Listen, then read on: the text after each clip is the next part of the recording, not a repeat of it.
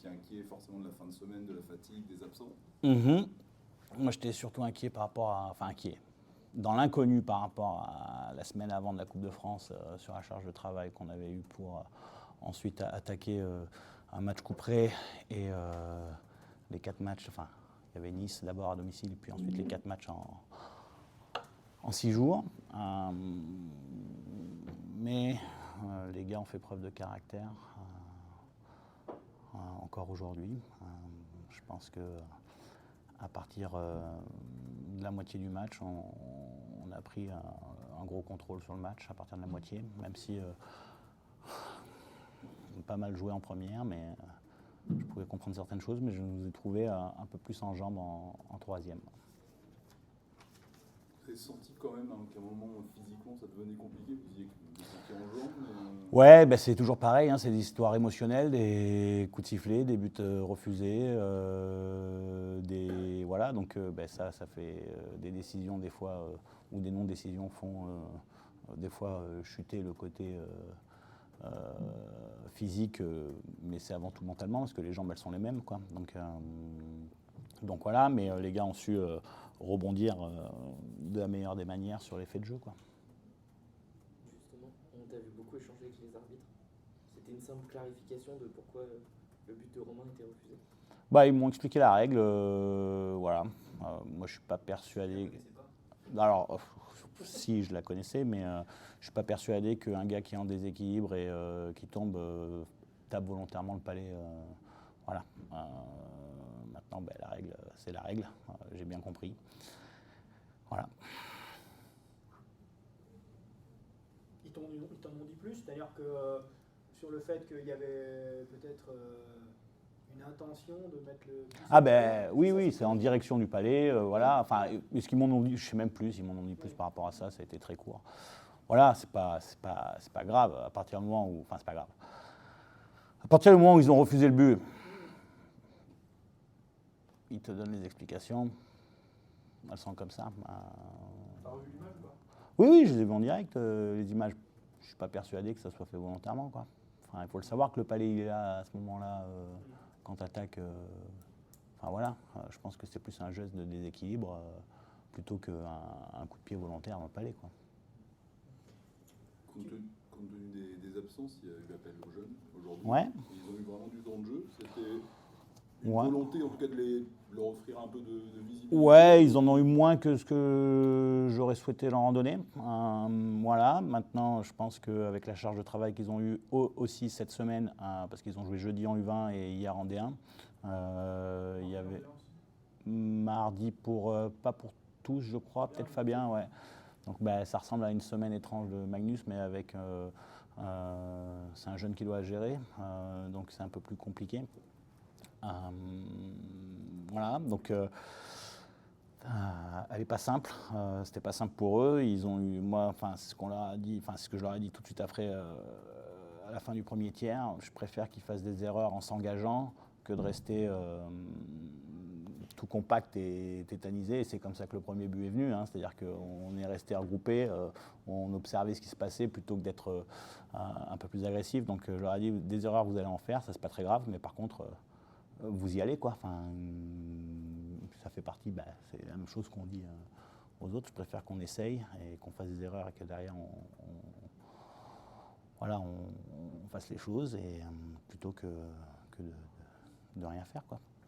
Donc voilà, mais j'aurais espéré leur en donner plus et puis mais ils nous ont quand même aidés milieu de deuxième parce qu'il y a eu des rotations à un moment donné. Suite, il y a Phil qui est sorti pour se faire recoudre et il y a eu des petites rotations, donc on a réussi à les faire monter un petit peu et ça à partir de ce moment-là, j'ai senti que ça nous a remis dans le match quand même un peu de fraîcheur, quoi. Donc c'était plutôt pas mal. Justement, tu avais remanié pas mal tes alignements. Ouais. L'idée c'était d'aller essayer d'épuiser Marseille. Ouais, eux aussi, ils ont coupé le banc aussi à un moment donné, de fait. Donc voilà.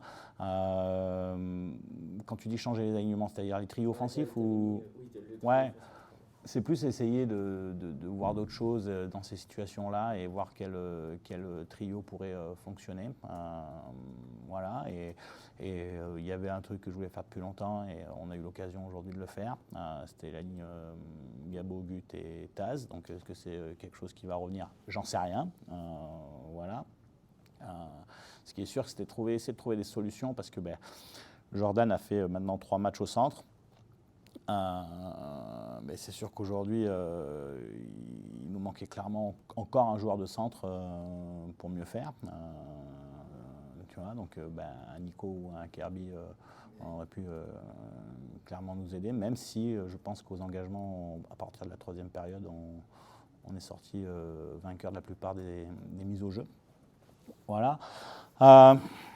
Écoute, encore une fois, c'est du caractère qu'ils ont eu, les gars, parce que finir une semaine comme ça en jouant la plupart du temps à 3 lignes et puis avec des formes physiques un petit peu différentes, parce que t'en as qui étaient laissés au repos et qui arrivent tout de suite dans le bain sans entraînement d'équipe, d'autres qui finissent une longue semaine avec de moins en moins de joueurs à chaque fois. Enfin, voilà, c'est sûr que c'est pas simple de trouver les bonnes solutions, les bonnes idées et puis savoir ce qui va fonctionner. Mais écoute, on s'était donné jusqu'à tard hier soir pour faire les alignements. Et puis j'avais même prévenu tout le monde que je ferais peut-être des appels très tard encore ce matin. Mais hier soir, on avait décidé des alignements et de se lancer là-dessus, quoi. Même si elle est subie cette semaine à 4 matchs, finalement, elle est riche d'enseignements. Vous avez essayé des choses, testé des...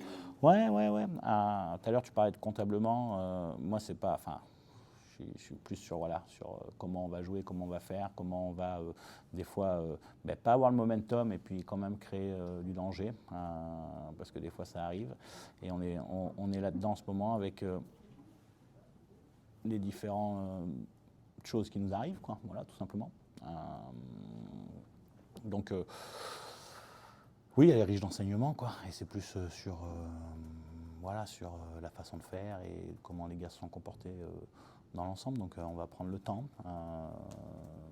d'analyser ça à froid, parce qu'il y a toujours un peu l'émotion quand tu sors d'une semaine comme ça. Donc maintenant, il faut tout laisser retomber tranquillement. Et puis on reviendra sur la glace gentiment vendredi avec une partie du groupe et samedi, dimanche pour d'autres joueurs et les internationaux nous rejoindront en cours.